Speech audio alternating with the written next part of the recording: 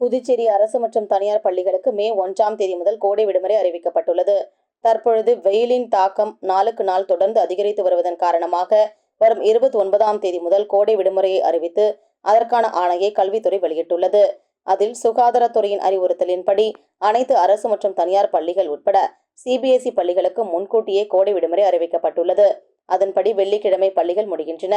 சனி மற்றும் ஞாயிறு விடுமுறை. அதனைத் தொடர்ந்து 29ஆம் தேதி முதல் கோடை விடுமுறை துவங்கும் என கல்வித்துறை உத்தரவு பிறப்பித்துள்ளது.